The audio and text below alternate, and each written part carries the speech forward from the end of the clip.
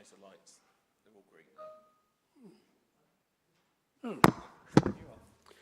Well, good morning, everybody, and Alex as well. Excellent, yeah. I'm Councillor Michael Chinnery of Horsburgh. I'm Chairman of the Norfolk Records Committee. I would like to welcome you all to this meeting and quickly go over some general housekeeping. This meeting is being held in person at County Hall and is also being streamed live on the County Council's YouTube channel. A fire alarm test is not expected during the meeting. If the alarm sound, we must evacuate County Hall. In the event of emergency, please make your way to the nearest exit and meet at the muster point located on the main car park. Under the Council's protocol on the use of media equipment at meetings held in public, this meeting may be filmed, recorded or photographed. Anyone wishing to do so must inform me and ensure that it is done in a way that is clearly visible to everyone present. The wishes of any individual not to be recorded or filmed must be appropriately respected. I would also like to remind councillors that you are here to represent your constituents, and in doing so, the debate is inevitably political. I ask councillors to please keep to the agenda, and I reserve my right to draw debates to a close where councillors are straying from the matter in hand and into promotion of political groups or parties. Well, having said that, I'm going to swiftly go to Lane for apologies. Thank you, Chair. We have apologies today from Councillor Saul Penfold, Councillor Sue Linton, Councillor Martin Schmeirer, and Dr. Claire Haynes. Thank you. And 2 on the agenda, to approve the minutes of the meeting held on Friday, 6th of February, 2026. Do we all approve? Yes? Excellent. I'll then sign in a moment. Updates from the chair. Well, that's me. And I just want to say this is the final Records Committee meeting before the county elections. I think we all know that. So I might just say a few words at the end of the meeting on that. So members to declare any interest. Well, I'm one, which is the trustee of the I can never get this right, the Norfolk Record Office Charity. Nora. Oh, yes. So anybody, any other further interest to be declared? No. Well, moving swiftly on, finance and risk. Gary, it's over to you. Thank you very much. Right, well, yes, we've got quite a long report today. So, the risk report. This is reporting our financial position at the end of the year, and it's just sneaked onto page 38, the bit which is saying what our predicted outturn for the year, which is minus £33. So, balanced budget, basically, which is what we always like to achieve. And then I've made sure this report does include information on next year's budget. And at 6.2, the thing I mentioned verbally at the last meeting about for next year, we're going to have a one-off dip into reserves to ease the strain on the budget by £25,000. And that's our contribution to the savings for 26-27.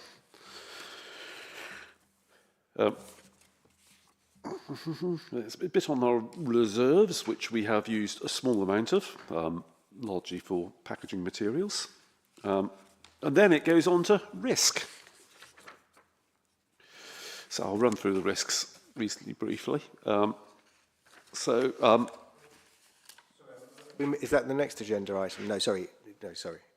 Can I ask about the reserves just now? Can we just jump in as we go? Right.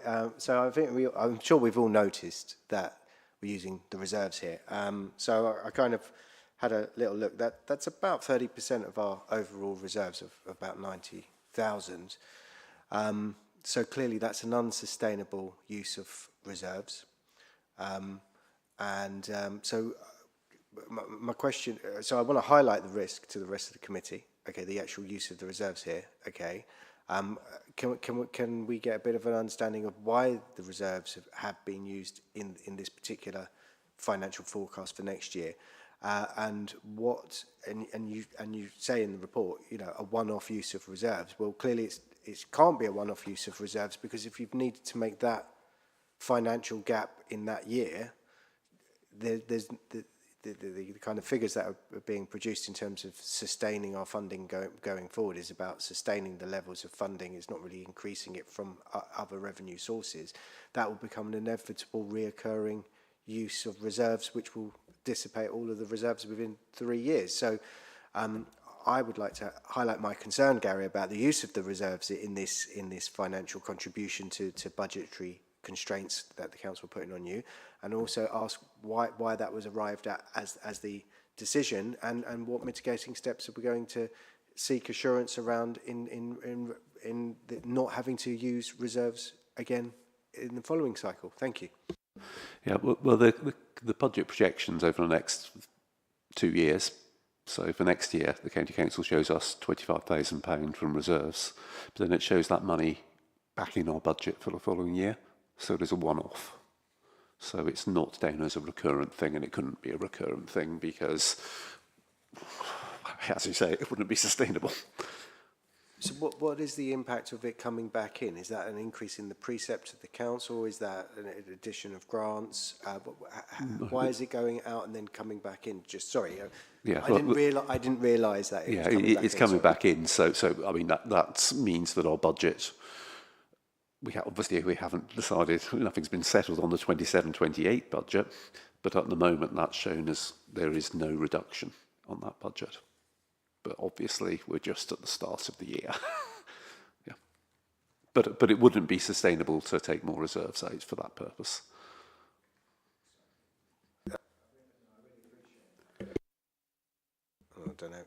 I think the chair's turning my mic off. He's had enough of me already.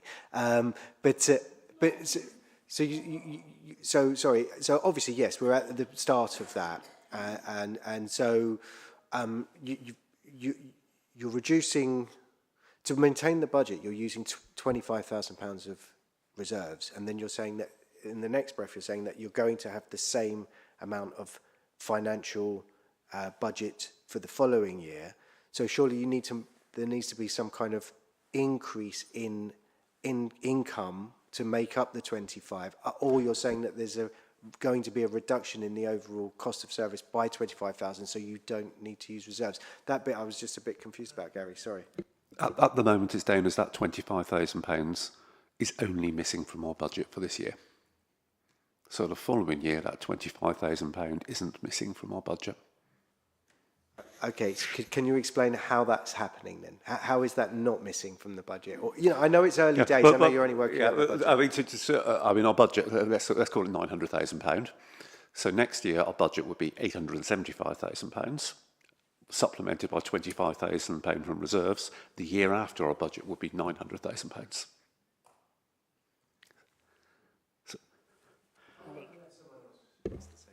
So my understanding, the county only fixes budgets in detail 1 year in advance, and the figures moving forward are part of the medium-term financial plan. Is that correct? I can't answer that question fully. I'll declare an interest as the chairman of an audit committee. I'll go back to what I said before, really. But it's down as a one-off reduction, which is only applying for 1 year. Yeah. Sorry, thanks. I know Robert and I attended a meeting for chairs of audit committees. I'm also a little bit confused about, you say you've prepared a budget of 900,000, say for example, and you're going to have to, your expenses and income means that you will only be able to cover 875,000. So going forward, your costs are going to remain the same, and your income is, you hope, going to remain the same. So if you carry forward in the following year a 900,000 budget, where is that shortfall of 25,000 going to come from in the years going forward? Because if you couldn't make it in this current year that you budgeted for, how are you going to make up that shortfall unless it's a payment from council taxpayers into the county council's global budget, and they're going to give you an extra 25,000? Is that how I'm understanding it as well? At the moment, that's how my understanding as well. So this is just a one-off. So our budget, and then for the following years, on the current basis, it's a wider issue than just the record office. You know, it's departmental, county council-wide budgets. Sorry, Gary, you've got 3 people that have chaired the audit committees across the districts here, so you know you shouldn't be too surprised that we're going to kind of drill down on that. So I think that I think it's absolutely fair what you said there, Gary, and I think you've put it clearly in terms of that the council needs to construct its budgets and cut its cloth accordingly in the future. What I would like to say about that, Chair, is that we've had to use £25,000 of our reserves, which is around 30% of our meagre reserves. That there is clearly a shortfall that is clearly in the service delivery for the future years, and that the committee should have this on record as it is concerned at the use of these reserves in this particular year, and concerned that this will be an ongoing trend, because there is obviously lots of financial constraints within the councils. There's a lot of budgetary cuts required throughout the councils, and there is no foreseeable way of overcoming this deficit and not using reserves at this time. So that I think that the committee in future years and moving forward should have a concern of the use of its reserves in this way, because this seems to be potentially an inevitable way forward. And that the committee should also fight robustly to make sure that it gets its full budget in the future years.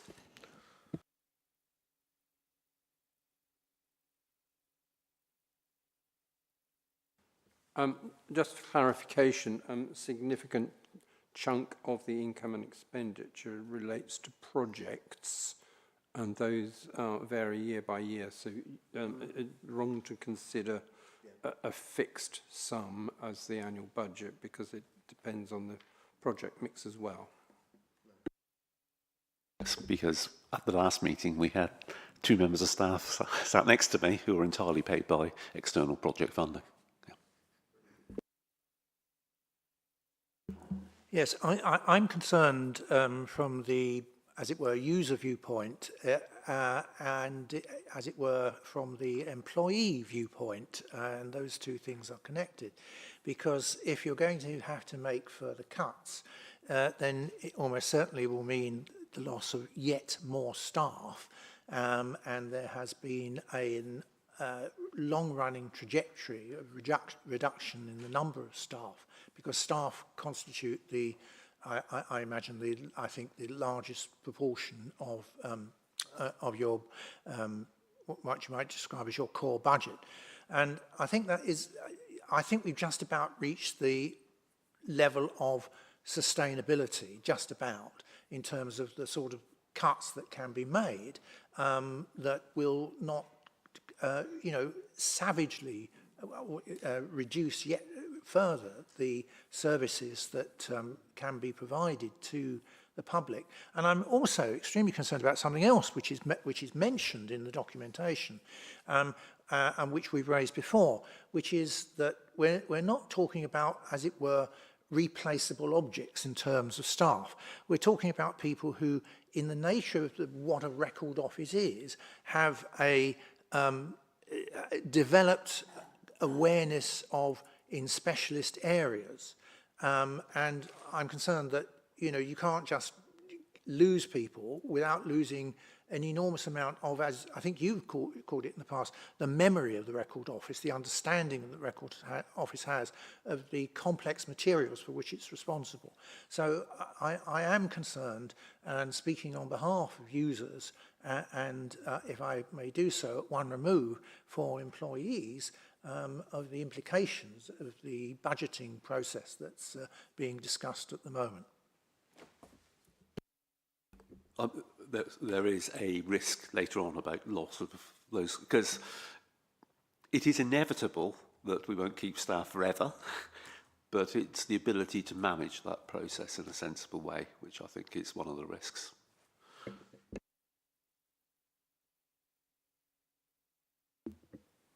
Thank you, Chair. Yeah, just wanted to echo what others have said and add my concerns as well.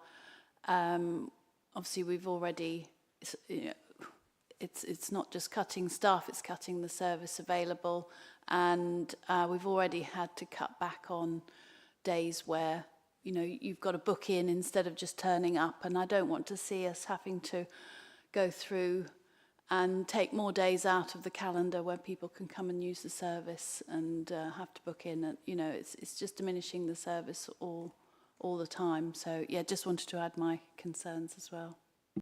In a later report, a few meetings ago, I brought some figures on search room use, and I've got a little bit in the later report, but I think it reflects that where we are at the moment is okay, but we're running pretty much at capacity of public demand. So, you know, we have days when we're very busy and stretched to the maximum. So any reduction would be barring access.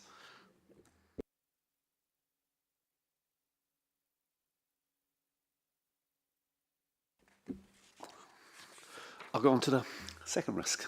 What's the second risk? Collection of storage pace to 2027. This is just an action which I have in place because I'm always conscious of the fact that at some stage, you know, we might have unexpected large collections or anything and all our space runs out. So I have a plan in place for providing some not 100% archival storage, with some secure storage if we would need to relieve pressure on the strong rooms. And I'm keeping that on there just in case. And then the next risk is about our plans for 2028, when we're planning to take on the additional space. And I've got plans for a long-running project. At the moment, there's lots of preparation work being done, but I'm waiting to hear about money at the moment. So it's not been confirmed yet. So I hope to report more at the next committee meeting.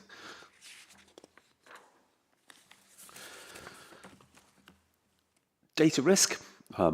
This is just a risk for, you know, I think we're all aware of cyber attacks and such like. And one of the main actions we keep, because our collection data is, I mean, it's a completely nominal sum and it'd be impossible to recreate, but we've got over 2 million entries on our catalogue.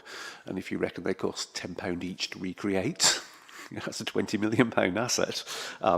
So it seemed wise to keep a copy of all that offline periodically. So we back it up off the network and put it in a strong room and a hard disk as a database. So it's there.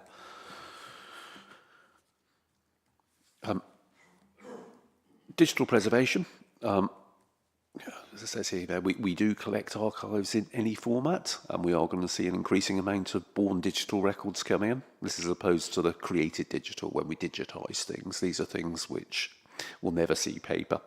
And I've got a service plan report later, but we've got an ongoing programme of developing skills and what we're going to do with it. But this year in the service plan, I'm putting an extra emphasis on that staff development.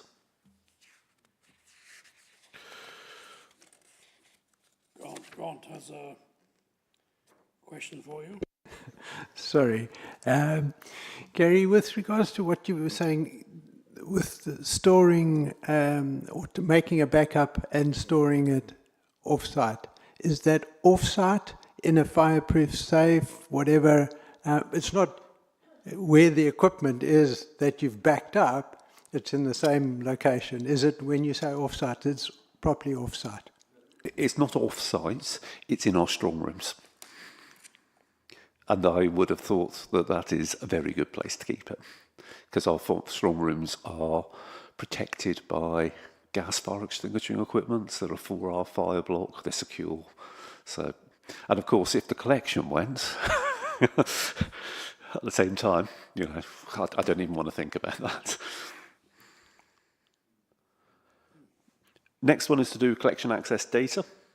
This is just the constant need for, you know, the more data we have, the better access is. And we do collection management work, and we are sorting out collections, but we have a large volunteer programme, which I'm reporting on later, which adds lots of that low-level data.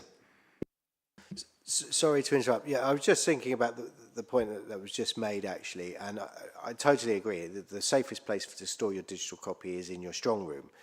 Unlike the physical records, that's the only place you can store them effectively because they're physical records. But with digital copies, you can actually make multiple digital copies. So what would be an absolute disaster would be to lose any records. But what would be a bit of an oversight is if you'd put all the digital records with the physical records and lost the whole lot in one go. So I think one additional mitigation there would actually be to make 2 copies. One that you keep in the strong room, which is obviously the safest place for those records. But if the disaster beyond disaster happened, you're putting the digital records in a second place as well, and then you've actually still got them all. So I would suggest you actually make 2 copies at the. I don't know how big and how time consuming it is to make the copies, but you know if it's very doable, I would actually just make 2 at a time and store them in 2 separate places. It's just a mitigational thought to that idea.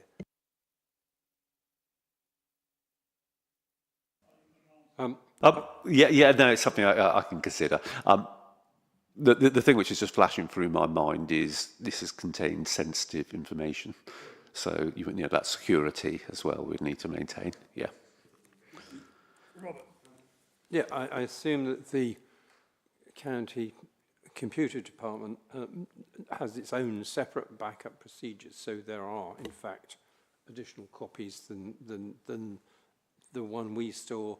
They will also have their own backups. Yes, this is a backup of the backup, if you like. Yeah, so it is. I suppose it is the second copy in effect. Yeah, a second copy or a second tranche. Yeah. Well, back to the point which was made earlier, the risk on page 47 about staff skills, knowledges, and absences. And you know, I don't really need to.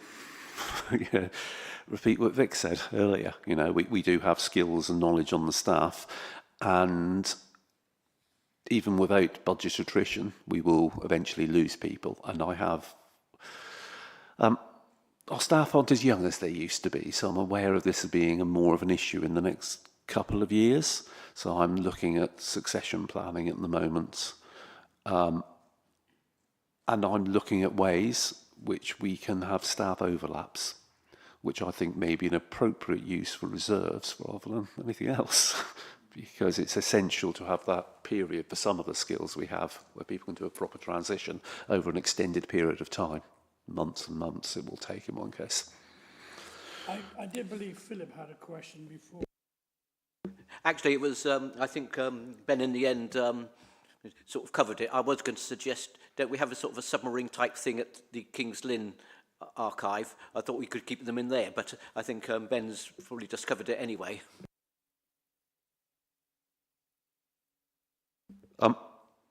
Next risk on page 48, this is 2 risks. So I've split it this time to analogue records and digital records. And there is a first report on LGR later at the end of the agenda. But analogue records, you know, we know what's happening now. But we're now moving into finding out more information, and in our service plan for this year, we're going to be looking at trying to assess quantities and what's out there more, you know, getting a firm grasp on what we have as well, in quantities, and again, this will come up later, but any cataloguing we do work this coming year, we're going to prioritise local government records so we know more about what we actually have. Which will assist in saying, got that, don't need it. Chair, sure. This is obviously a massively important risk area. And I think it would make more sense if we discussed this particular risk area when we have the LGR report. So there are points I'm sure we're all going to want to make on this.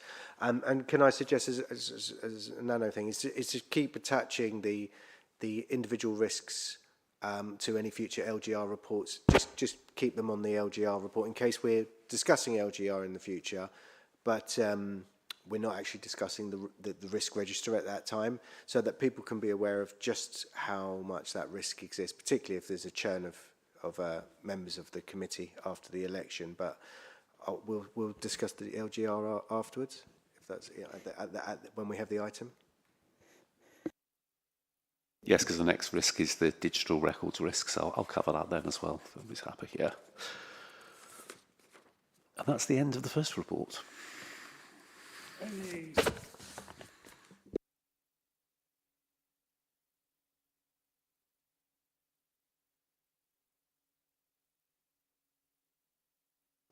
Well, Chair, I would just point out that I'd like to thank Gary for the report. I think it's really important that the committee consider the risk register and consider it regularly. And it's really important that we all study the mitigations that are put in place and to study the direction of travel on each of the risks as they come along. And I would say, Chair, that I think we've looked at those today, and there is a great concern. We've raised concern about staffing levels in the future. And we've raised about capacity to run and then also budgetary constraints. And obviously we've got LGR to discuss later. Yeah, no, thank you for the report, Gary, I would say. Thank you. Well, the recommendations, we are asked to consider and comment on forecast position of the revenue budget, reserves and provisions, and the management of risk for 2025-26. So I think, yes, thank you, and thank you, Gary, for that. So, oh, you're back on stage again. So we're now as a service update from the 1st of October 2025 to 31st of March, 2026. Yes.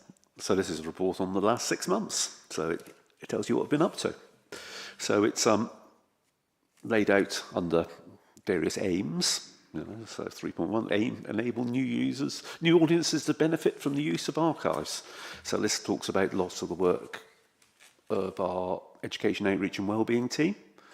So 3.2 is we've been working with the Restoration Trust, who we work with on Change Minds, and they secured a grant, and we've been using that grant to develop a thing called Inquiring Minds, which is a 6-workshop session which uses archives to improve media literacy skills. And then the structure of each of the workshops is we use documents to illustrate certain points, like manipulation of photographs, and then lead up to the end to an online version of how that's done. And it seems to be going well. It's very much a pilot at the moment, so this coming 3 months we'll be reviewing and talking to the charity who's funded it again and taking it on, hopefully. We had a conference in November on Change Minds. This was the end of the lottery-funded project, Scaling Up Change Minds. We had 25 people in the room, but 108 online, so, which was good because I was very interested in people attending from further afield than Norfolk. And yeah, it was a good day here. We had some good speakers. I'm not to include myself in that, but if you want to see them, including me, you can go to our YouTube channel and the full conference is available online. We've run various reminiscent sessions. I'm often asked about this committee about work we do with schools. We've been running lots of workshops. We've run 10 workshops for 271 pupils during this period, which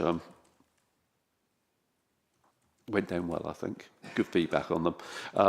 And we've also, we've provided, further education students like the MA in Cultural Heritage and Museum Studies. Landscape architecture students and MA History students have visited. And I'll be mentioning Cultural Heritage and Museum Studies again. I'm going to have to say it again. Another part of that engagement is our work with volunteers. I've mentioned a few times already in terms of the risk. But some of the achievements in this period, volunteers have been indexing various will registers from the late 19th century, and they've added 10,200 index records to our catalogue in this period. And they've also been working on the Great Yarmouth Prison Registers, 1798 to 1875, and they've added 7,600. So what they're doing is they are, rather than the catalogue just saying Great Yarmouth Prison Register 1698 to 1804, now it will say who all the people in there are, which is great for genealogists and lots of people will find that data very useful. And then we had a cake in March. we had it started off as another bit of a tongue twister. It started off as a seal sock sewing group, where they were growing little foam packets to put wax seals in. But it's developed into a repackaging group. And it's a group of people who meet once a month. It's about a dozen usually in the green room. And we do provide them with a cup of tea, which they keep away from the documents. But they repackage documents and clean documents and remove paper clips. And we had the cake to mark 10 years since it first met. Yeah. We've also taken on some work placements in this period. So it's the second one we've done, but we've taken on a placement through Mint, which is an organisation which operates out of City College, supporting young people who might have barriers to work to get into work. And this is the second person we've had for 6 months for 2 days a week. They do strong room work and digitisation, things like that. But it's been really successful, and I think they've got a lot out of it. And in fact, last year I used some of our budget to take on for a few days the person we had a placement as a paid employment because we were short of staff, which was quite good to be able to do that. And we've also had 2 placements from the MA in Cultural Heritage and Museum Studies, UEA. Part of their MA is a sort of work placement, so we've had them in. So for 30 days they've been working on, they've been engaged in the Hallmarks project, doing some of the type apportionment transcription, but mainly I've had them working on repackaging collections. Putting them into nice boxes and folders and doing brief lists and things like that. So they said they've enjoyed it and got a lot out of it, which was good to hear. So yes, search room, number of visitors. On page 51, I just did some maths and looked at, what our average maximum, minimum of search room users. I think one thing this reflects is when we started the Thursday and Friday pre-booked arrangements, some days we were getting one person. Occasionally we didn't have anybody, but I think it's bedded in quite well now. So, we've had 8 or 9 as a maximum. So I think people are getting more used to it. Yeah. And we continue to do lots of digital photography, so people don't have to visit us. We've got a digitisation on demand service, in effect, where people can go online, say which document they want a digital image of, pay us some money, and then we will send them, I can't remember, it's up to about 6 or 7 images, I think. And if that does the whole document, fine. If it's going to be more images than that, we send them 6 or 7 images, and then we give them an estimate of how much you'll complete the job. Then conservation. We've been supporting various exhibitions. We've also had a non-NRO exhibition we had a little bit in Invent, but we rented space out to the Wise Archive for an exhibition on Wensum Lodge. That's finished now, and we've replaced it with work on our education and outreach and wellbeing team, which is a sort of exhibition which we can bring out when there's space. We continue to make box orders. They made a fantastic box for the National Textile Trust Textile Conservation, which had to be specially designed. We carried out our annual environmental review recently because we monitor our strong rooms all the time, and each year we sit and we look at the figures and work out what to do. And our strong rooms are performing okay, basically. Yeah, we changed it a number of years ago where we're not running our air conditioning 24 hours a day. We run it for about 50% of the time, and they're stable, which is good. Various things. We've also been doing a security review. So one of the things is we've added extra security locks in places where we identified problems. So continue receiving sessions. So a chunk of work's gone into preparing a system for managing our data for repackaging and introducing a barcode system for moving things. So rather than having to move a shelf of documents and update the location for each document, you just upload the location for the barcode on the box. That's the plan. And then we've had 81 accessions.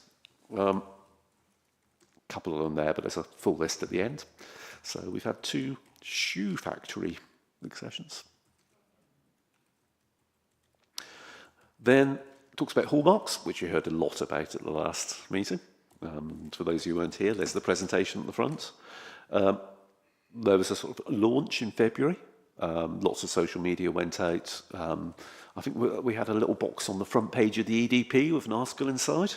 And Andrew, who spoke at the last meeting, appeared on Radio Norfolk speaking about it. We've had a lot of interest in the volunteering. We had, at the time of writing this, we had 70 expressions of interest, with 35 of those onboarded to start doing work. Some people are doing it online, but others on a Monday are coming in as a group to do it in the search room when we're closed. Various works in 3.2 for the tech work, the Norfolk Map Explorer, which has got various GIS work to do behind the scenes. Public engagement. The talk at the Saturday NARG lectures had 180 people attending, which is massive. And there was lots of discussion with various attendees afterwards about aspects of the project. We've also, we're nearing the end of our first tranche of first set of wellbeing workshops to do with the projects in Galston. I think they've got 2 more sessions to go. This week they went to Summer Leighton Hall as their field work. And then we've got other ones planned in Norwich and King's Lynn.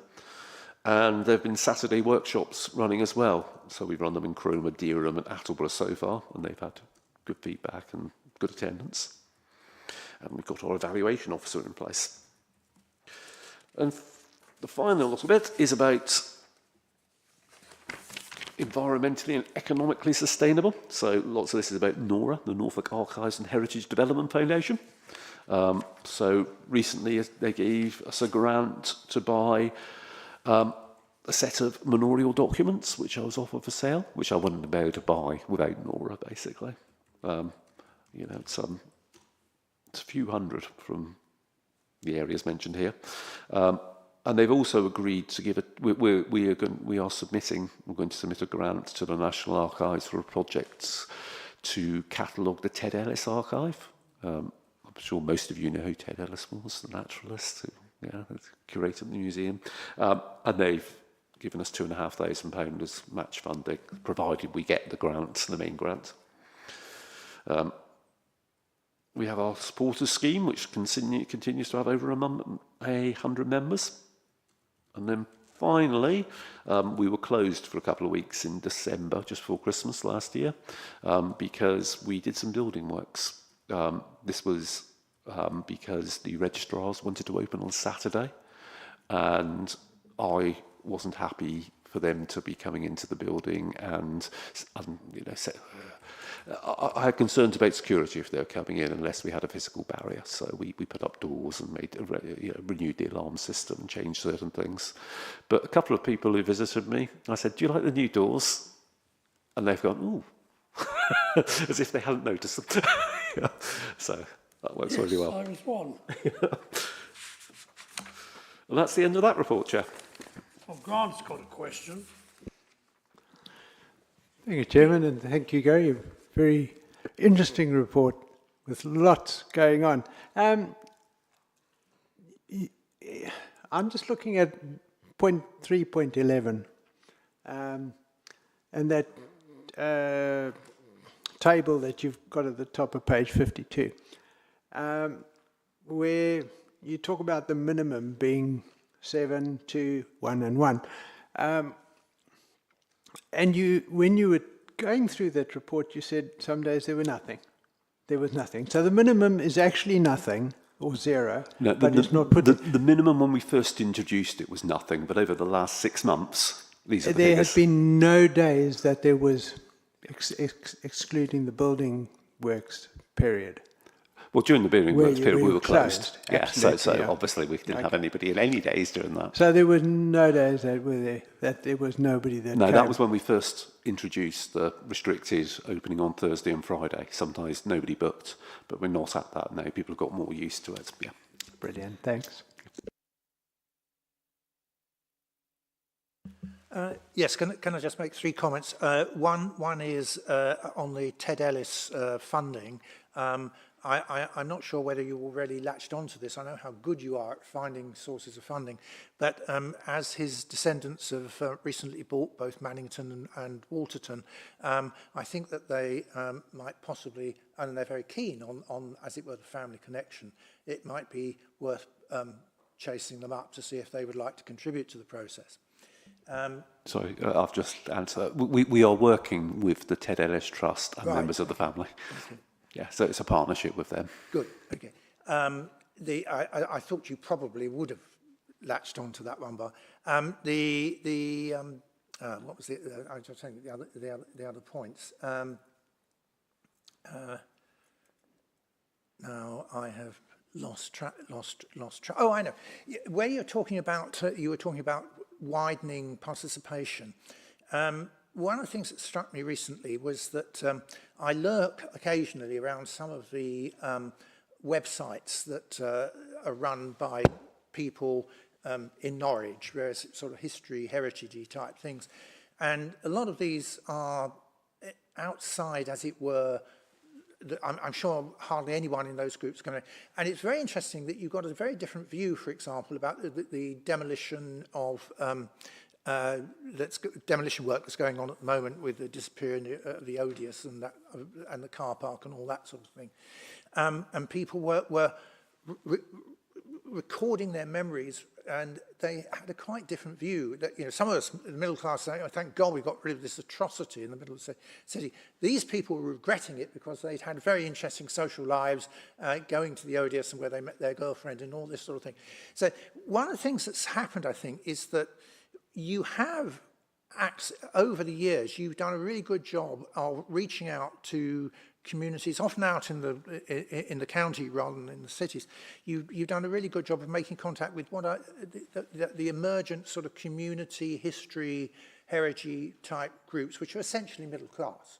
But if you want to reach social group D2, for example, which is substantially represented by these online groups, and there are quite a lot of them I know around Norwich, centred on Norwich, it does seem to me that that's one of the points of access that could actually be used to reach them. And the third point was that you mentioned, and some of us were very keen to see this done, the upgrading of the Explorer map.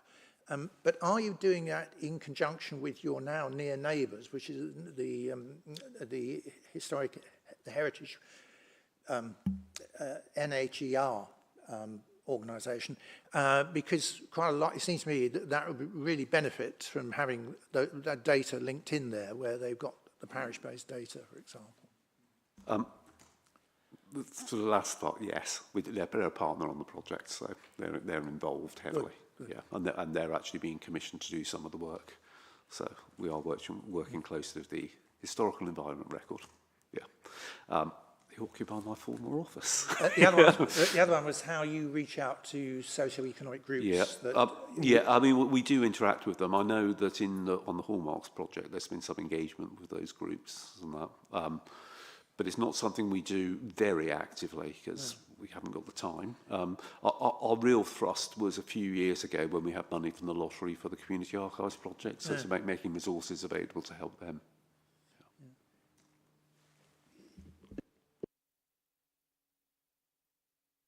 Well, just briefly, thank you, Gary. It's a great report.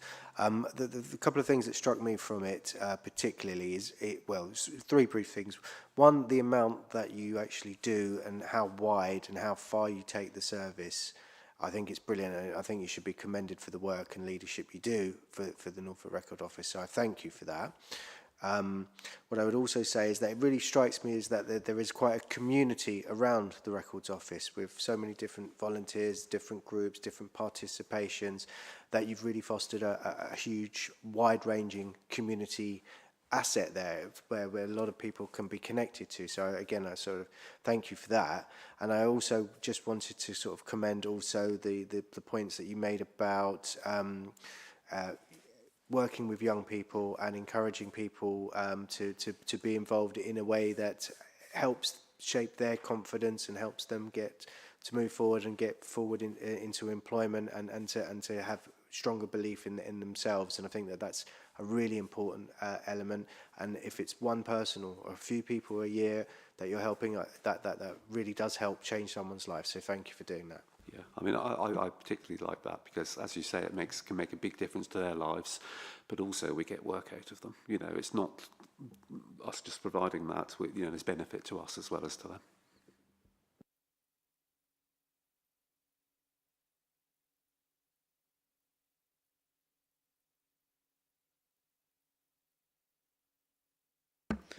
You've made the Norfolk Record Office worldwide almost with your projects. I mean, how far do we go north with your Change Minds? One's run in Dundee. It is. It's still. Is that still going? Well, that was a sort of single project they did. In the coming year, I've got one coming up in Carmarthenshire. I'm hoping for a second project on Jersey, and then who knows where next. So you are a leader of Norfolk Record Officers, committees. You're known throughout Great Britain. Well, you brought this this record office into. Indeed. Yes. That's good news. Yes, it is. Shout about it. Any more questions? No. So what we got here then is the recommendations. Note the content of the report and comment accordingly, which we have done. So, Gary, now it's over to you again. That's 7, service plan. I haven't missed anything out. No, 26, 27. Right, okay. I'm conscious of time, and I know we haven't come to the LGR report yet, and I'm sure people will probably want to say some things during that. So I'll try and run through this as briefly as possible, because the first section of it is fairly similar each year, because it's an outline of what our direction of travel and our mission is, which I'm sure you're all reasonably familiar with. And I might consider it bringing the first section again as an introductory report to a future committee, because it gives a good overview. So yeah, it talks about our mission: collect, preserve and make accessible. And it talks about our collecting and our sort of like place of deposit under the Public Records Act as one of our legal statuses, and how accreditation, archive accreditation, is essential to that, and it's our quality standard which we have to adhere to. And we successfully did a renewal last year. Well, it talks about what we have to do with each deposit coming in, because there's actually quite a process involved in getting it through, which is relevant to future records we'll be getting in. And on average, we reckon we're about 20 cubic metres of archives a year, which is a big chunk. Then it's about preserving, and it makes the point, which I like to remember, about us being present-day custodians of these records. This collection lasts much longer than any of us, and so we have a duty to make sure that it is stable and preserved as well as possible. And then 1.9 is about the structure of our policy, which came to this committee a couple of years ago, about how we want to prevent loss, but how we look at macro and micro environments, as well as conservation, where we will repair documents. Then making accessible is about basically everything we hold, with a few exceptions. Condition or data protection is accessible to the public. how digitisation does play a role, but it's never going to be until we've got robots who are very good at digitisation, it's not going to be a significant proportion of the records. 1.2 is something, one of my little hobby horses is about the role of metadata and how important that is for access to collection. And 1.3, ISAD-G, the International Standard Archive Description, brackets general, which is our data standard, which moves that data is interoperable and can be moved from system to system. And how important to making accessible is that work of our education outreach and wellbeing team about curating the experience of interaction and training people. Mediating, that's the word I'm looking for, mediating access. So people are becoming more aware of what we have, giving people skills to use it, building confidence.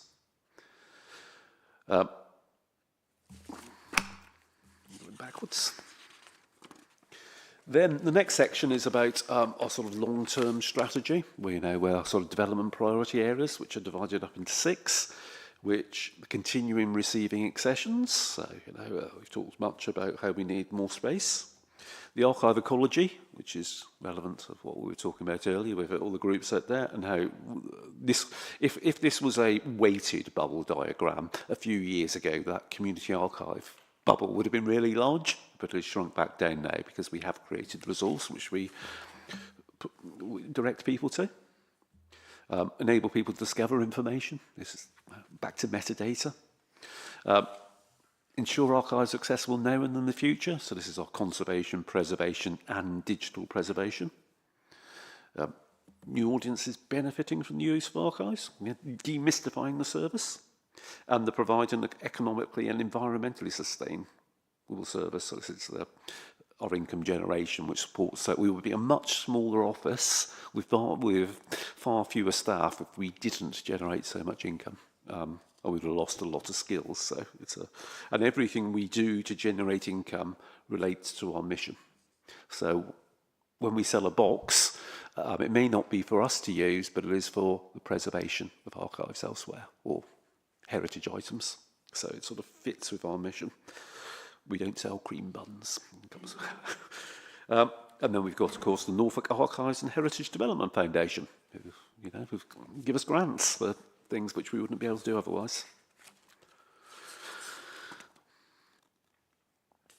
And then, on page 65, it breaks those goals down and some of the actions which we're taking over the next 12 months. Have started to take. So it starts off with the skills and new audiences. So it's about the outreach, education and wellbeing activities. Next one is about provide support to change minds projects, which I've just mentioned. We need to finish our 2 projects here. Phenomenal Buildings, which is funded by the Bishop's Committee on Books and Documents, and that is where we are, we've employed a consultant who isn't here today, Dr. Claire Haynes, to help us with that, and we are developing 2 workshops to get people to engage in church buildings in a non-traditional way. So it's the idea of a phenomenological approach to it, hence the name, Phenomenal Buildings. Can you explain the Bishop's Committee then, or would Charles be? I'll let Charles explain it. I'll try to explain that. I'm also a member of Bishop's Committee. There is a Bishop's Committee for Books and Documents, which does overlap with the work of this committee a bit. So this deals with the Diocese of Norwich. So those are the only churches it's dealing with, and is it's chiefly concerned in making sure that we conserve documents and, by implication, the title books, historic books, from churches around the Diocese of Norwich. Clearly, mainly that means they've got to come here to be looked after. The Bishops' Committee does have some funding, which, as I recall, we've been sort of sitting on and not doing anything much with. So that's funding has been used for this Phenomenal Buildings project. So the committee meets about 3 times a year, and we're meeting next week. Indeed, that's true. One of the issues that comes up time and time again, you'll not be surprised to know, is how you persuade reluctant churches, well, which we mean reluctant church wardens normally, to deposit their records here rather than stick them in a safe in a damp church vestry. We've had great success in doing that, but we're down to the irreducible minimum of recidivists now who don't deposit stuff. But so that's what the Bishops' Committee does. But perhaps for our purposes, the key thing is it's got some money, which we're using for the Phenomenal Buildings project. Okay. That part of Norwich Diocese which is in Suffolk, does Suffolk look upon it as though there was anything found in it, these churches should be kept with them, or do they have to agree it has to go? No. So this came up a few, might be several meetings this committee ago, and I did some investigating, and because the Church of England's diocesan boundaries don't run coterminously with county boundaries or local government boundaries. They might have done once, but they don't anymore.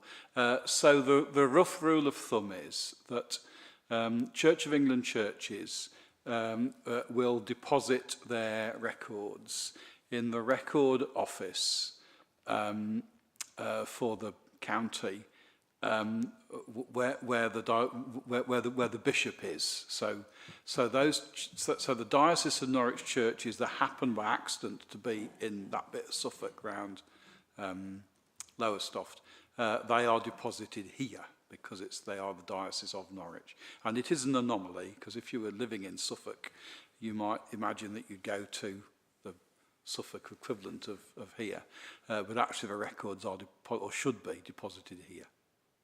So it runs according to where the bishop lives, to put it crudely. Yep. Thank you. All right. Any?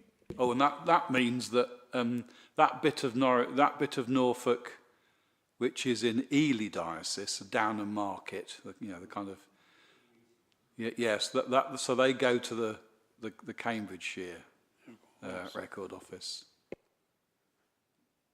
But didn't West Lynn move from Norwich Diocese to Ely Diocese?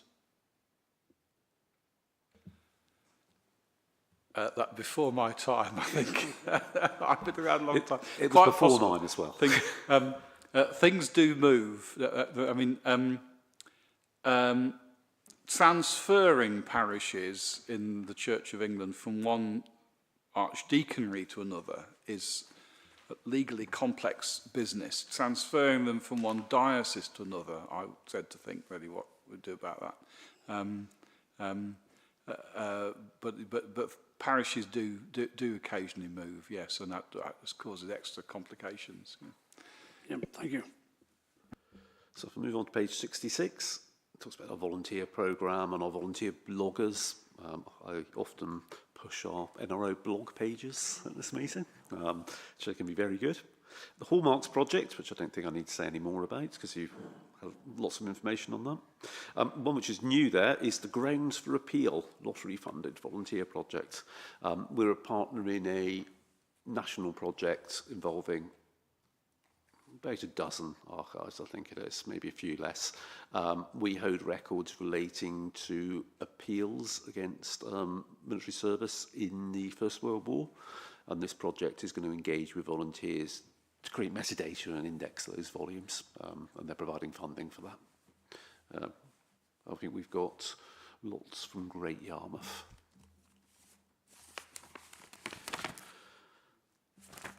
'67. The public access, which we provide for people to come in, and then we're looking at reorganising the search room a bit. Part of the feedback on the opening is it'd be really useful if we could make some microphones available which people could pre-order for Thursdays and Fridays. So we're going to look at reorganising a bit, but we're also going to be buying a large digital map table So we need to do some reorganisation to get that in, but we're going to do that sooner rather than later. Alternative means of access to collection, remote inquiry service. We still respond to emails. It's an important way of people finding out what we've got. We do our digital photography. Occasionally people pay us to do research for them. Or searches, I like to draw the distinction, where we will look in documents for specific information. Our birth, death and marriage certificate service, which is a big element of the service, a large element of the service, which is also a significant contributor to revenue, but again fits in with our place as a record office, a place of record and information. I've also got a line here. Currently in our search room, we make lots of images available via our catalogue. Some of those are also available online, but lots is sort of like, copyright restricted, so it can only be made available in the four walls. But we want to investigate alternative means of doing that because the viewing isn't great. So there are ways to do it. So we're going to be looking at digital image servers and things like that.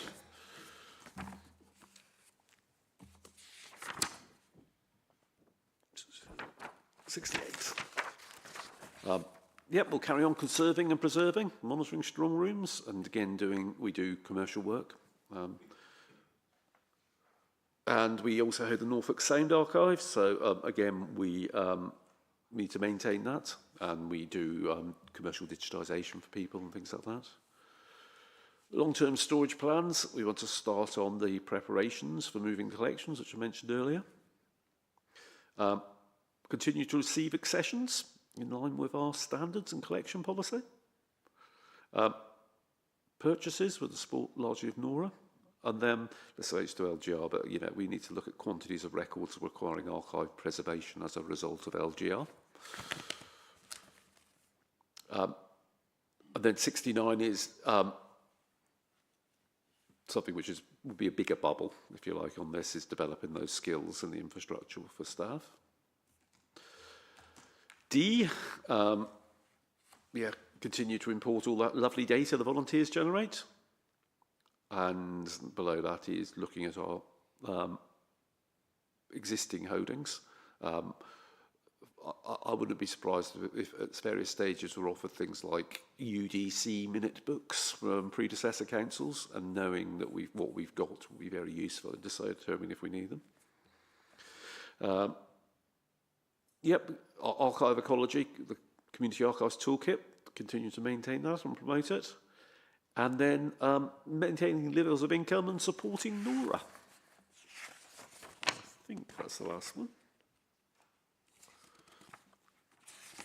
Oh no, there's a little bit more. Project grants, of course, yeah. So we're submitting funding applications in partnership with other funding bodies. So the TEDS one is a good example of that. And then deliver projects for which grants awarded. So there are some things out there at the moment where people are applying for money where we are a partner. And of course, I don't know if we'll be doing them, because if they don't get their money to pay us for their partnership contribution, we won't be doing them. And that's the service plan report. So, questions for Gary? Ben? I have no questions for Gary, but I thoroughly endorse the service plan. It runs well. It has a continualisation from the previous year. It fulfils all the needs of the Records Office, and I think we can all support the service plan and welcome it. Thank you. Thank you. It's really impressive, Gary. I think it's absolutely great. And we all know how I'm sure we all know how time-consuming and onerous grant applications are. I know myself how much effort goes into them. Do you have roughly an idea of your percentage success in these? Because you're in a really highly competitive market here, aren't you? I mean, do you have a rough idea of, do any of your applications fail, or do you have a 100% success rate? Occasionally they fail. We've been very successful with lottery applications.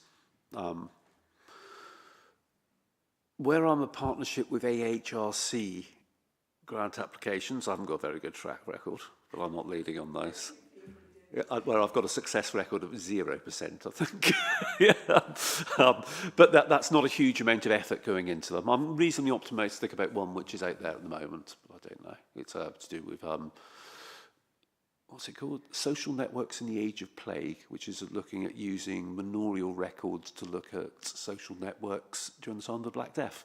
Can you go to Welcome over that? No, that's it's King's College have applied. Yeah. It's a partnership. Yeah. But we would, our element in that project, as well as having lots of documents, is to produce training on the use of manorial records and paleography training. Yeah. Thank you.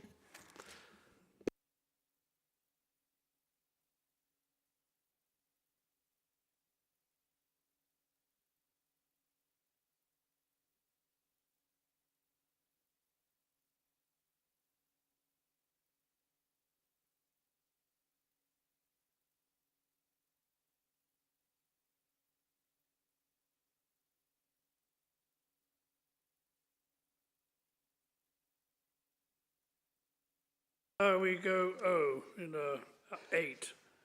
Here we are, Archives and Local Government Reorganisation. Gary, over to you. Well, I'm sure you're aware that a decision was taken, a minded to decision was announced on 25th of March that Norfolk will be 3 unitary authorities in the future, with vesting day on the 1st of April 2028. So we know what's happening now, which is good. This report, you know, this is there will be more reports coming to this committee. So really, the purpose of this report is really to lay some of the ground for what needs to be, some of the background decisions. Obviously, the decision on what happens in the future is entirely in the hands of the shadow authorities who get an exit next May. So at the moment, I think there's a process going through of bodies being established with Tom McCabe leading it, with the districts to steer that process before the shadow authority. And we're going through a stage at the moment of gathering data and looking at things, and then plans will be developed. But this lays for, that's the wider thing. But for a record office, we are laying out some of the considerations which affect that. So there's lots of legislation quoted in this, because it's actually really important for the type of service which we need to provide today, and whatever shape it takes in the future needs to be. So 3.4 talks about the Local Government Act 1972, which is very important because it says a principal council shall make proper arrangements with respect to any documents that belong in its custody. And that covers all formats of documents, so analogue and digital. So there's likely to be quite a lot of more digital records out there. Securely stored, systematically managed, retrievable when needed, and protected from loss, deterioration or unauthorised access. So, it's very important, that security, sort of relevant to our data, which we were talking about earlier. In 1999, Deputy Prime Minister issued guidance on what proper arrangements actually mean. So 3.9 quotes that, but I think the really significant thing is what the National Archives say on 3.11 about safety and making those records available. And 3.12, which is what I like, it further states, a professionally run archive service conforms most closely to the idea of proper arrangements as described in the Local Government Act 1972. So it's very clear that an archive service, whatever form that takes in the future, is the best way of achieving those requirements. And that applies, this all applies to both the authorities that exist at the moment and the authorities which will come into existence in the future. So sort of, that sits as a big rock behind it all. And then mentions the Freedom of Information Act, because one of the important functions which we provide is information which is reasonably accessible, doesn't require the sort of responses which were outlined in 3.14. So basically, providing access via an archive service means that information is accessible to the public and therefore has that coverage by the FOI. And then 316, the other significant piece of information of legislation, I think, is GDPR. And I think this is particularly pertinent. GDPR states that data should be retained for as long as required for its stated purpose. We shouldn't be keeping information on people which we have no use for. But the problem with this is that means that data of value, historical value, can be deleted. So there is a derogation under the legislation which says that information which can be archived in the public interest, which has got significant scientific or historical value. So I tend to think that records which meet our collection policy meet that need, but there is a risk which I've identified 3.23 is I don't think that derogation is widely known. It's a conversation I've had with the National Archives recently about information they're putting out, but it may be something which we need to make sure is covered in some of the work which goes on in the future. Because one of my fears is that people think, well, we don't need to keep this, we've got to delete it. But you don't if it has that value, and that needs to be more widely known. We need to make sure that we are processing records to remain compliant with legislative requirements. This one's particularly significant with GDPR. Back in the early 2000s, when I was working in South Wales, I spent months leading teams going into outstores where records from 1974 had been stored and locked away for nearly 3 decades. Those records have been taken in and just put into deep store. I don't think with GDPR that would be an option because you are keeping records and not properly managing them, and there's a huge risk that you're keeping information which you shouldn't be keeping. So I don't think that sort of deep store option is something which we could even countenance for records which come as part of GDPR. 3.28 talks about, holding records which are important to the rights of people of Norfolk and also which have cultural, history and environmental significance. So there's sort of 2 things to what we do. Sometimes I correct people when they call us the Norfolk Records Office, because we're not, we're actually the Norfolk Record Office. There's no S, because we existed originally as a place for quarter sessions records to come to, because they were very important legally. And that role of us is keeping info, that we get lots of people who use us for non-heritage reasons. So lots of people will use us for rights of way or boundaries and that sort of thing. Even I have had occasion in one office I've worked in where somebody's been using school records to prove residency in the country and things like that. And then 3.30 is talking about digital preservation. So it gets back to what we're talking about in the risk register. We do have a process in place at the moment for the which complies with the Open Archive Information System, which is a process model developed by NASA for preserving digital records, and it's actually published as an ISO now. So basically with that, we have to maintain the original bit stream, but that may be in a format which is unreadable in the future. So we do normalization sometimes. We tend to concentrate on the bit streams at the moment and assessing that data, but this is where we need to develop.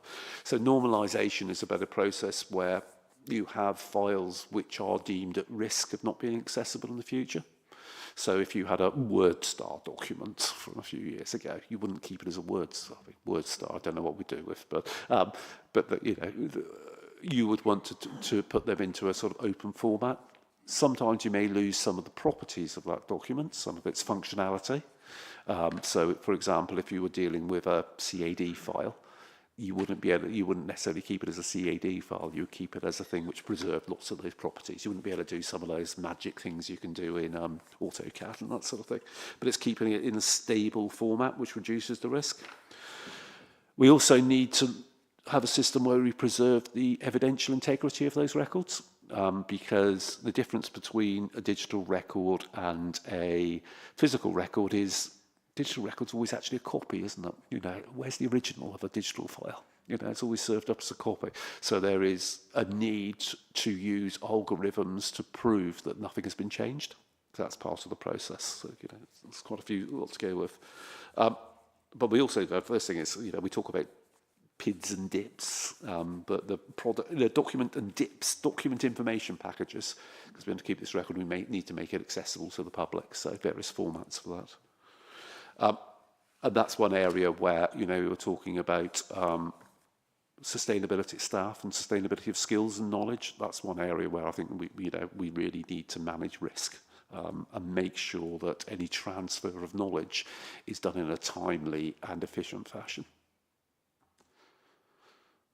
So that's the sort of base report.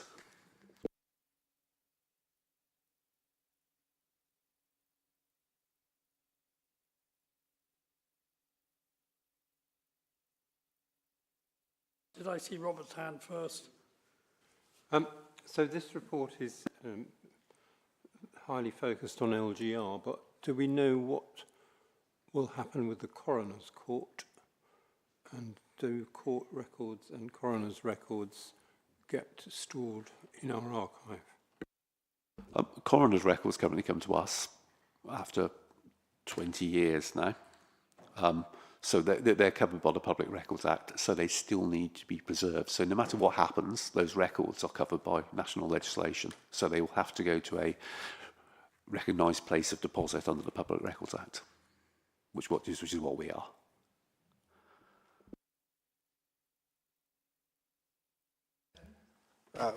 Thank you, Chair. Thank you, Gary, for the report. I'm pleased we've got this as a standing item on the committee at this stage, because this is a fundamentally a huge risk to the service. And now we've had the magnitude decision, which I predicted the outcome and date. So I should have got that on at the bookies, but I didn't, right? But what I also predict now is that the challenge ahead is massive. So first and foremost, there needs to be a kind of a ratification by the invested shadow authorities as to how they wish to do their records, and whether or not they want to do them in 3 separate ways, which would be a disaggregation of the existing facility you have here, or whether or not they would want to have a joint shared service. Then you've got the deletion and disaggregation of Broadland and South Norfolk, because they're kind of contained together, and you've got years and years and years of history, physical history and digital history from is it 7 district councils that although, you know, Norwich will become a unitary council, and that's if no legal challenges undermine anything, that council will cease, and the whole records of that council will effectively cease. And there will be this whole debate about which bits of its own record history the new unitary would want to retain from Norwich, and which bits it would want to release in perpetuity. And then you're going to have a year to do all of this, and we're looking at their budgets. There's £50 million being put aside, I believe, by all of the councils. That was the figure that was put forward by the leading officer as how much it's going to cost to do LGR in Norfolk. That's how much it's going to cost. And so one of the most important things is the custodian of records here, you know, this committee here, is to make sure that we don't lose stuff. We keep the stuff from these councils that are disappearing, and that we also form an opinion of how that should be, and we should be putting that forward to the process and to the shadow authority. This is the last time this committee will meet under this guise, and there could be quite a churn. Could be quite a churn at this election, and we could lose a lot of experienced councillors. So I'm minded to suggest, Chair, that following debate, we actually recommend as a committee that we believe that the future records should be held centrally for the 3 unitaries here at the current facilities, which is obviously would be funded by the 3 unitaries, but also that there is enough funding provided to the service in order to capture all of these important records and details of these deleted district councils and deleted Norfolk County Council in its own entity. You know, I'd be interested to hear the views of others, but I think we should actually put a view forward today, you know, on that. Thank you.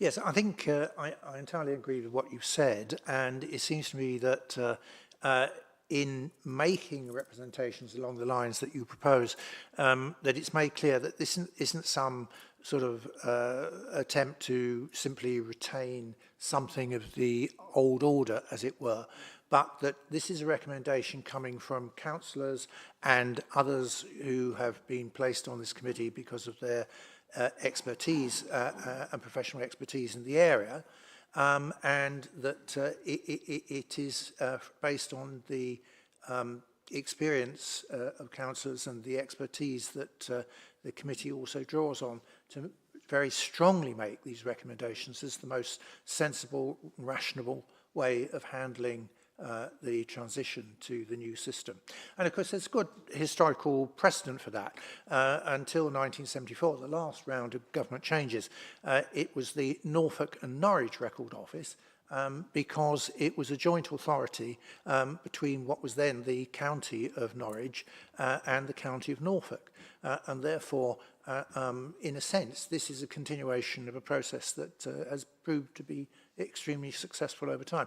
And against that, you can see the experiences elsewhere in, say, Suffolk, for example, particularly with the museum service in Suffolk, which is non-existent as a county service, and compare that with the absolutely brilliant museum service that we've got in Norfolk, because it is a comprehensive county-wide service. And the idea of dismantling any of these heritage bodies associated with the county, the older county, is horrific in terms of and also the cost. I think that's the other point to be made. So the most rational, but also the most cost-effective way of handling it.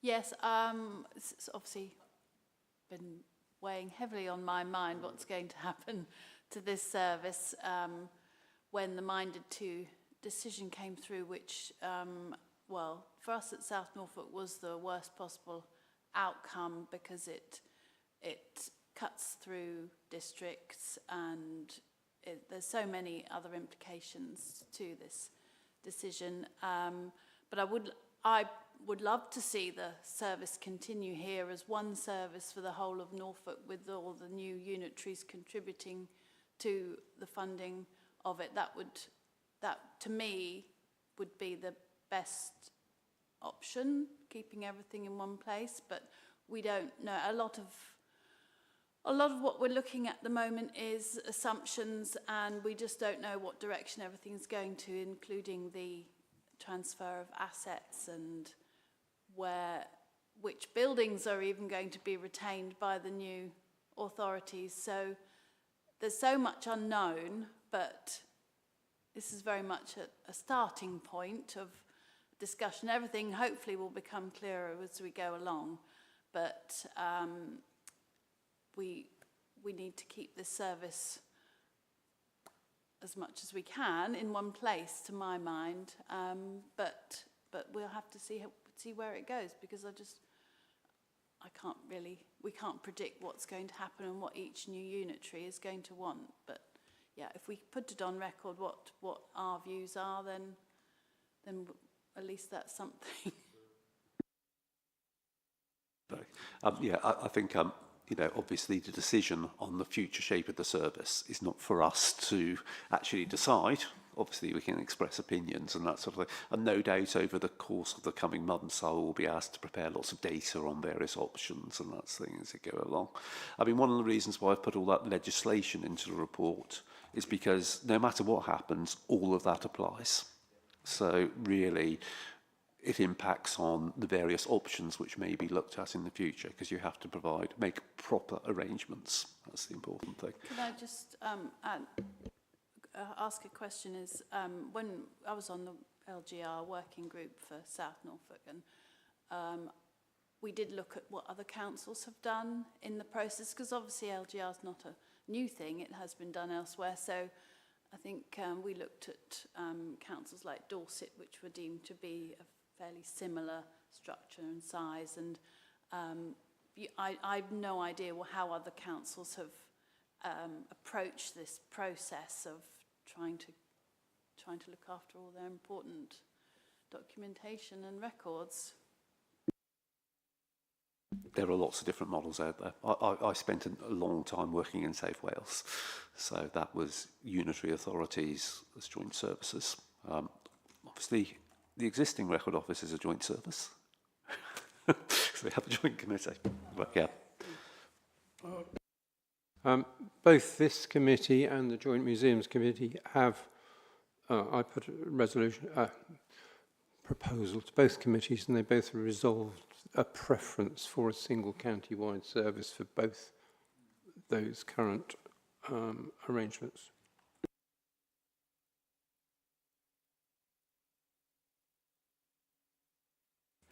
Thank you. Well, actually, I'm going to agree. I think I'll agree with almost everything which has been said by previous speakers. One question I do have, though, is has Gary taken into account that I think he's going to be very busy with LGR in the next year or two, and has he taken into account for his forward plans? Because it'll be taking him, what I'd say, away from as an important job of actually managing the records of Norfolk in the meantime. And have you taken into account that probably quite a lot of your resource, or especially your personal time or your work time, is going to be taken up dealing with the various aspects of LGR, because not only records, but you have obviously expertise in GDPR and freedom of information as well. So I can just see that your expertise is going to be needed in many different places. I'm very aware that there's going to be lots of work to do over the next couple of years. But I think that's true for everybody in local government. Yeah. In terms of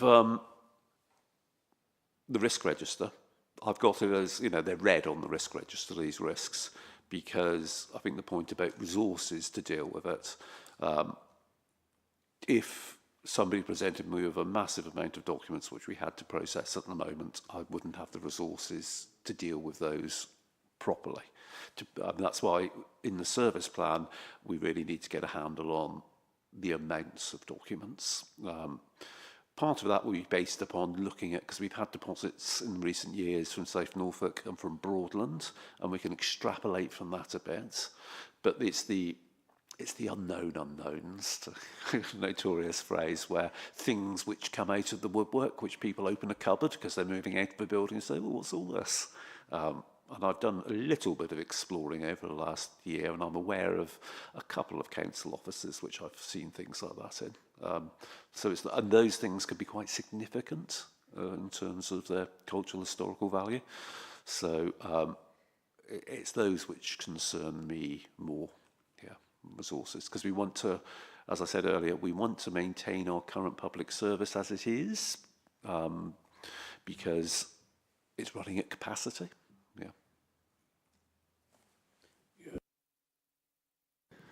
Thank you, Chairman. Just want to say, yes, I totally agree with everything that Ben has said. And it's just to pick up on a point that Catherine mentioned after I'd put my hand up, because it was pretty much in that sort of vein that I was thinking. We've got the decision that it's going to be 3. And we've got a preference as to how we want to see the service going forward after 2028, which is the vesting date. However, between now and, of course, we're going to have an election in 13 days' time, which could change the decision makers that are currently part of this local government reorganisation. And then you've got, in May 2027, the election of the decision makers for the new unitary authorities. Now that's 3 sets of decision makers. And what Catherine was saying was that there are other examples of local government reorganisation in other counties. And I would put it to you, Gary, that you need to start preparing 2 models. One, where other counties have the experience of it all going into one record office, and another one where if one of those unitaries decides, unitaries in Norfolk decides they don't want to be, they want to maintain their own record office within their existing service. They've got some way in which they preserve their records. Why do they want to contribute, etc.? So you would need to prepare 2 models to present to those decision makers. You can't make any representation now because the decision makers aren't there. So you need to start preparing those 2 scenarios where one is for a single and one is for not a single. And it is something which I am working on.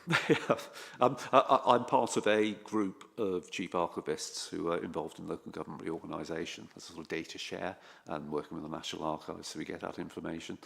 And I think what my role in it, as you say, we're not decision makers in this, but I am the person who will be responsible for providing evidence from which a proper business case type decision can be made about this.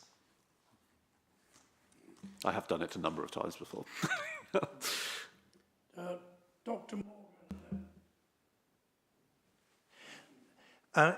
Yes, I mean, picking up a point that was made earlier on, and reflecting on what I happen to know about something elsewhere in the county where provision wasn't made. It was a research grant, so a large development grant, and they forgot to put in funding for the substitution of the person who was actually running the thing. So what he'd normally be doing really didn't get done, and that has had all sorts of repercussions. And so it seems to me that the Norfolk Record Service is going to be peculiarly subject to additional strains and costs, and that there needs to be some bid against the funding to the funding for the transition, with the case being made that it is going to be put under particular strain, and that involves, I guess, some degree of substitution of your time and certain members of staff, additional members of staff perhaps needed within the office in order to handle that. I don't think that you should be expected to continue running the record office with all the complications that we know are involved with that, and the initiatives that you take to keep the thing running, ticking over. I don't think that you should be in the position of having to do that and also having to manage a substantial part of the consequences of the local government changes, as it were. It's a dialogue which will be going on for the next few months about what the programme is for this to be arranged. One of the things I'm conscious of the moment of, for example, getting ready, I've got a programme to get ready to move to new accommodation for the expansion space, which if the decision was not to have a single record office for Norfolk, well, we wouldn't need so much expansion space. But any work I'm doing for that is also relevant to whatever happens. So packaging documents and getting them ready to move will be necessary for wherever it goes. So I'm trying to take that into account in some of the planning of work as well. So it is almost like outcome agnostic. So developing skills for digital preservation will be of use no matter what. Having greater control over what we hold in terms of local government records will be of use no matter what. But in terms of resources, that needs to be part of the programme to handle this properly.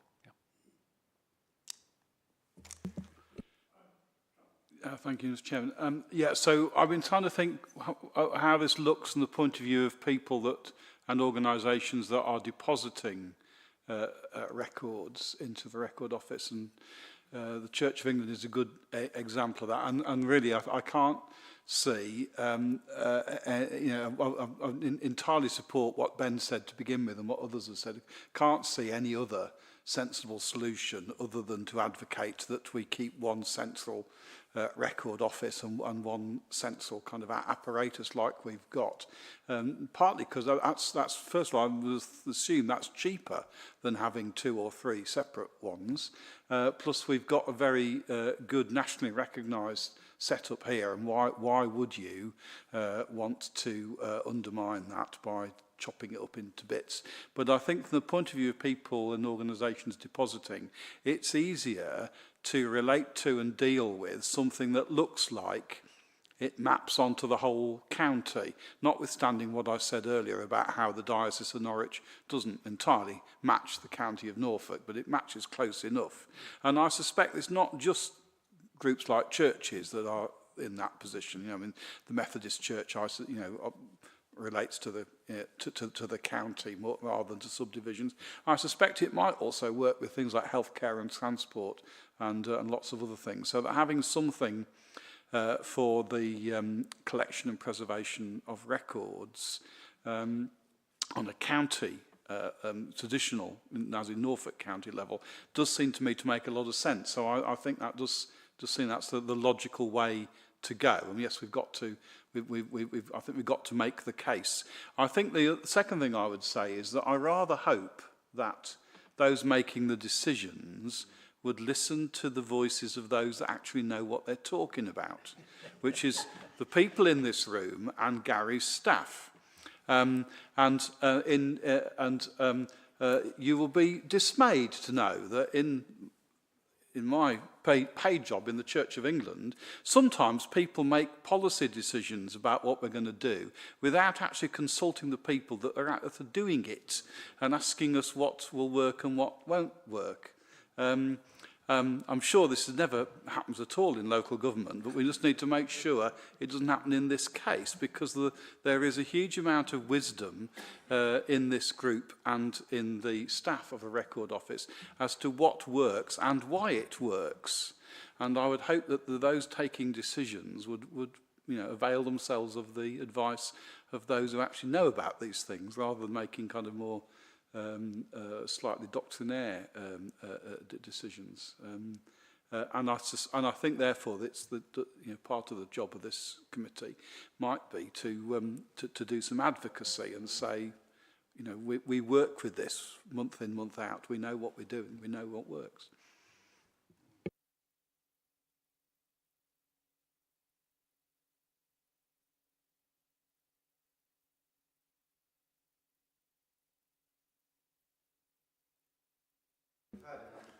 I was just kind of, I would just like to endorse, because I agree with everything that Charles has just said, which I think is a very, very important point, that whenever decisions are being made about this sort of thing, the professionals involved in the provision of a service must be listened to, must be consulted and listened to. And similarly, it goes to the potential users of the service too, which is the sort of scholarly community that some of us are involved with. I've got a couple of questions. One is that presumably there is already a lot of experience of this sort of thing having happened when different new authorities, let's say metropolitan counties and things of that sort, were created. And how did, I mean, Gary, you've got experience of South Wales. there is plenty of sort of case law being developed as to how these things go. And presumably that is what you're looking at and your fellow archivists are looking at. And then the second question I was going to ask is, do we know what's envisaged about the role of mayors in all this reorganisation? I mean, we're supposed to be ending up with a mayor for Norfolk and Suffolk. Now, do we know what these mayors are going to do, what they're going to be responsible for? Are they going to have any input into things like the preservation of archives? I don't know the position with devolution and the regional mayors in terms of what their responsibilities are. So I can't really answer that question. I mean, there's plenty of information out there, I'm sure, yeah, but I don't think it's 100% resolved what it is. I'm sure there are people in this room who know far better than me. Sorry, what was the first point? I've got the experience of other parts of the country in undergoing similar changes. And there are lots of, everywhere is different. And I don't think there's a legal precedent for how it is organised in terms of structures and that sort of thing.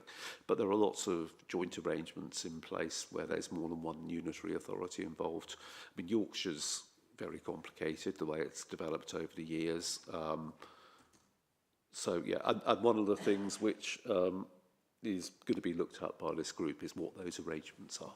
And we are, I'm talking, or through this group, I'm talking to people who've been through this sort of experience and what they've ended up with and how they've managed the process. Yeah. Now,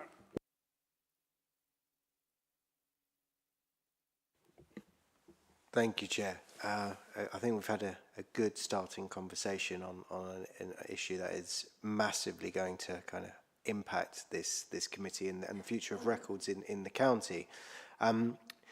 So a few bits from me. First of all, I have the anxiety about time. It's going to be such a short amount of time to deliver LGR with the standing up of these new authorities, and the fact that it's been 3 councils and not the single authority, which perhaps would have been the most seamless transition because of the large infrastructure here. So what I would like to say is, let's pick up on some of the points. I think Grant's point about the potential of a council wanting to go off on its own is a valid point. It actually got me thinking about, well, if there's going to be a unitary for Norwich, City Hall's going to be too small, and this building will probably become the unitary for Norwich. And then if the unitary for Norwich will then have the records office. So why would it want to support the other 2? So it's a distinct possibility. You kind of have the facilities on site, you have the building. The county council no longer disappears. The assets will have to be sold or redistributed. So you could well see Norwich unitary situated in this building, and you could well see them having full access to the strong room and the storage facilities we have. So, but it would be madness for any council to want to go off on its own. It would be actually madness to split the service. But I think other points that have been made about the expertise in the room. We have the expertise here today, and I would like to round this off, taking into account what Robert said earlier, which I wasn't quite sure on, is that we have a resolution today that we advocate for a single service, that we ask the chair to write to the leading officer for each district and for the county who are leading on LGR, to say that is our desire, not only from our experience but also from a practical perspective. And actually, I'd like us to vote on that, and I'd like the committee to recommend a single service. And so I'll put that to everyone in a minute. I think the point about around actual resources is tremendously important. Okay, as well as I've said earlier, it's going to cost £50 million to do LGR across the councils. So we hope that you are provided and you are working up the budgets as you can do so to make sure that we capture all of these records. And I think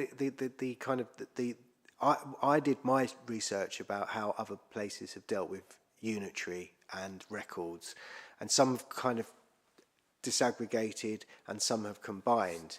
And from my rudimentary AI search, it seems the one that do disaggregate encounter problems and costs, and the ones that actually do come together usually find it's cheaper and works better as a service.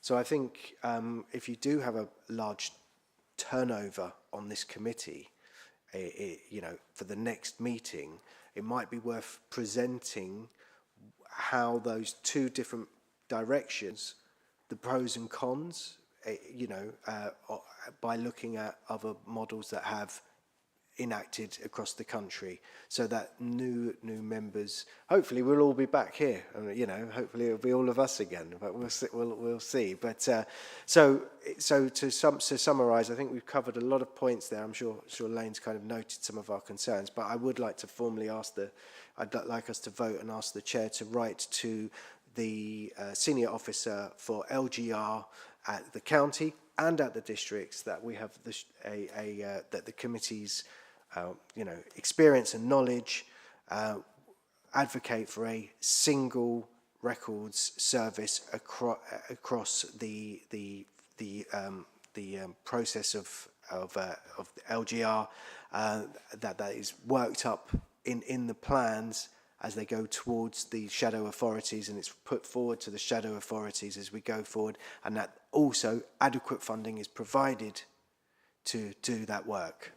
Sorry, it's a bit of a ramble, but I would like, and yeah, sorry, Robert.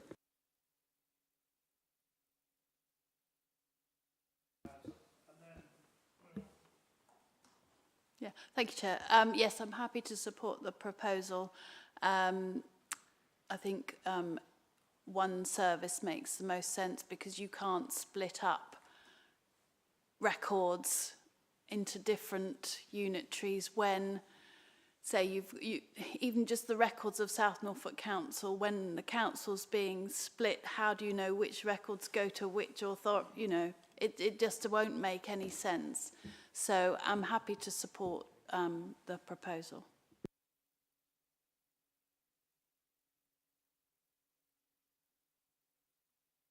Can I just be clear that the 3 unitary bid included a clause for county-wide provision for museums and for records? So we need to reinforce that that was part of the bid.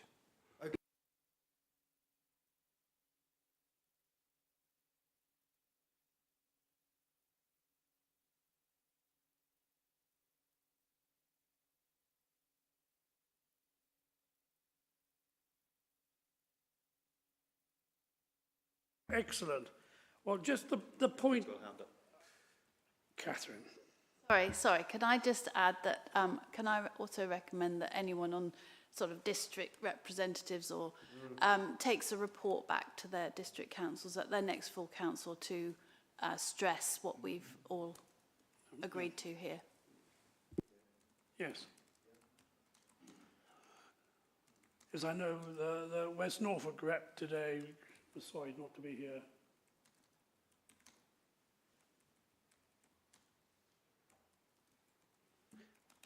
So, what I've got here is, the committee is asked to consider the contents of the report and comment accordingly, which has certainly happened, and identify any other risks or issues which may arise. Are there any other points you would... So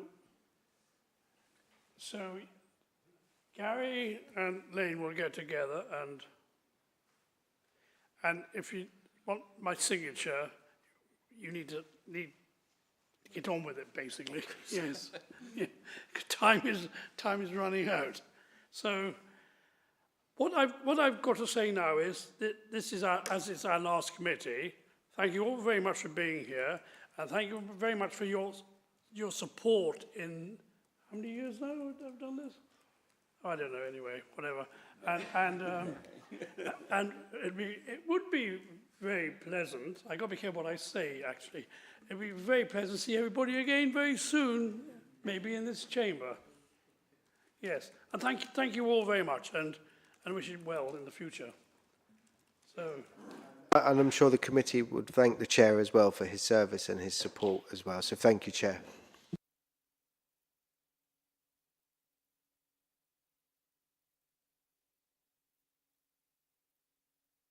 Can I do this for the last time? For the month of April?